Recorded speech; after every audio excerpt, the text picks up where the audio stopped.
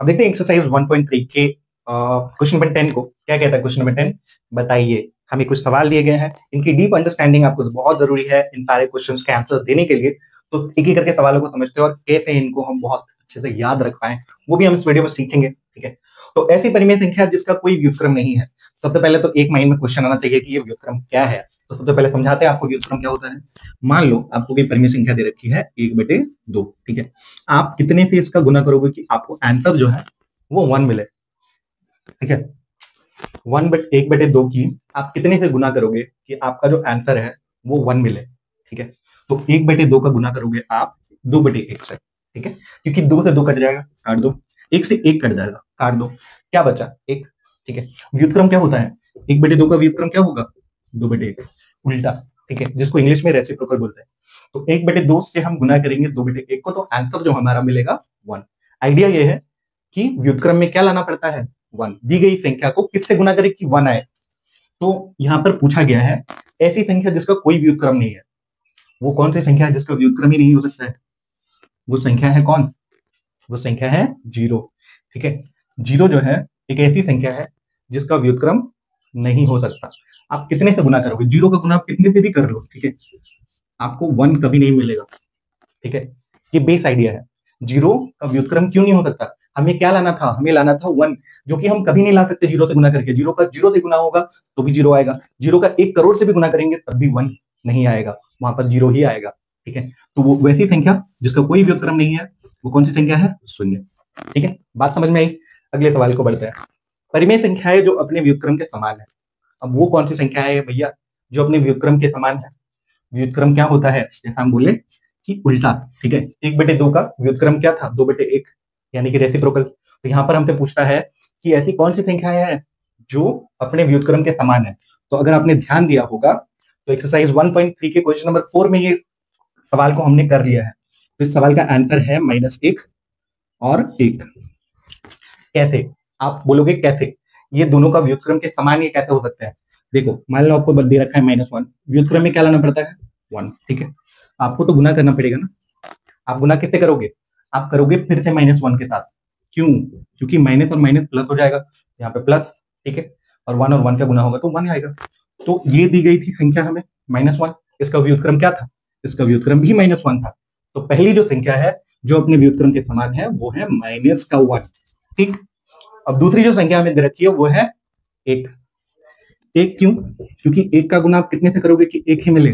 आप -1 यहाँ नहीं ले सकते। -1 लोगे तो यहाँ माइनस और यहाँ प्लस और यहाँ माइनस होके वो माइनस बन जाएगा, तो वो गलत हो जाएगा। ठीक है, तो यहाँ आपको लेना पड़ेगा 1, क्योंकि 1 का गुना आप 1 से करोगे तो 1 ही मिलेगा। तो दूसरी जो संख्या है जो अपने व्युत्क्रम के समान है वो है प्लस का 1।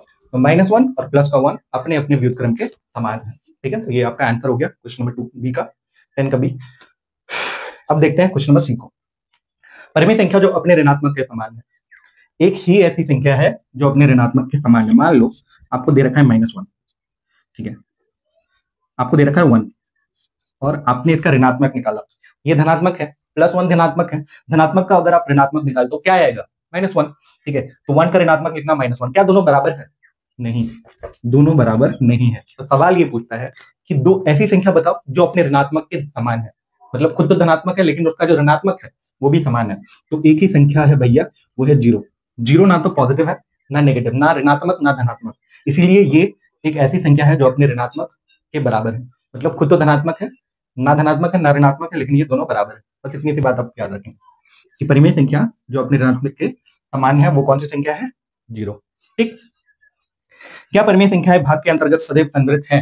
संवृत गुण को याद करो। क्या दे रखा था हमें? 1/2। इसको भागा करेंगे 6 से। ठीक है, तो क्या मिलेगा? इसको अगर भागा किया जाए 6 से तो क्या मिलेगा? क्या मिलेगा? 1/12 मिलेगा। तो दो परिमेय संख्याओं को हमने भागा किया, क्या मिला? एक परिमेय संख्या संवृत है, लेकिन हर एक केस में नहीं है। यहाँ पर एक वर्ड है सदैव। क्या सदैव संवृत है? संवृत होता भाग के अंतर्गत संवृत है, लेकिन क्या सदैव संवृत है? हर बार डिवाइड करोगे तो परिमेय संख्या ही मिलेगी? नहीं। देखो, आपको मान लो 3/4 दे रखा है, भागा कर रहे हो 0 से, इसका वैल्यू नहीं आता। ठीक है, अगर 3/4 को डिवाइड करने जाएंगे 0 से वो वैल्यू नहीं आता। ठीक है, इसलिए हम नहीं कह सकते कि जो परिमेय संख्याएं हैं वो भाग के अंतर्गत संवृत होती है, सदैव संवृत होती है, नहीं होती। क्योंकि 0 से डिवाइड करने जाओगे वो आंसर नहीं आएगा, ठीक है, अपरिभाषित हो जाएगा, ठीक है। तो ये थी overall general concept A B C और डी की क्वेश्चन नंबर 10 की। 2 क्वेश्चन बचे हुए हैं, बोर्ड में स्पेस नहीं था, अब उन दोनों क्वेश्चन को भी करते हैं और क्वेश्चन नंबर 10 को बहुत ही आसानी से सॉल्व कर चुके हैं हम लोग। नेक्स्ट क्वेश्चन, नेक्स्ट 2 क्वेश्चन बचे हुए हैं उनको देख लेते हैं, ठीक है। Okay, question number E F G space कम होने की वजह से उस टाइम हम लोग सॉल्व नहीं कर पाए। अब इसको ध्यान से समझते हैं और समझ के करते हैं। क्या परिमेय संख्याएं भाग के अंतर्गत सदैव कर्म में है? सवाल बहुत इंटरेस्टिंग है। क्या कहता है ये? भाग के अंतर्गत क्या सदैव कर्म में है? कर्म में गुण क्या था? आपने ये पढ़ा है ना, a divided by B is equals to b divided by a। तो क्या कर्म में होगा? क्या ये बराबर होगा? ठीक है, दो कोई भी परिमेय संख्या ले लो, जैसे हमने लिया 6/3, क्या ये बराबर होगा 3/6 के? ऑर्डर चेंज किया हमने, ठीक है, तो यहाँ पे आ जाएगा 2 और यहाँ पे आ जाएगा 1/2। तो भाग के अंतर्गत ना कभी भी परिमेय संख्याएं जो कर्म में है वो नहीं होती, सदैव नहीं होती, कभी कभार हो जाती, कभी कभार बाई चांस मैचअप हो जाता होगा, लेकिन कर्म में सदैव नहीं होती, ठीक है। तो ये रहा सवाल का अंडरस्टैंडिंग, यहाँ पे आप आंसर में लिखोगे नहीं, कर्म में नहीं होती। क्या परिमेय संख्याएं भाग के अंतर्गत सहचर्य है?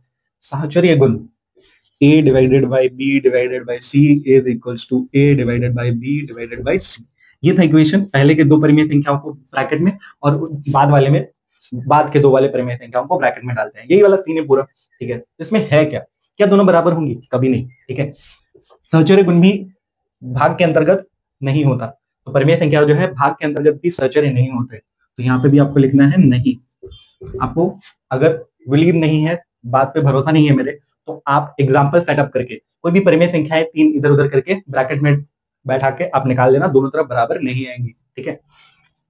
सो लास्ट क्वेश्चन जी, क्या हम 1 और 0 को भाग कर सकते हैं? नहीं कर सकते, ठीक है, अपरिभाषित होती है ये होती है अपरिभाषित, तो 0 और 1 को भागा हम लोग नहीं कर सकते।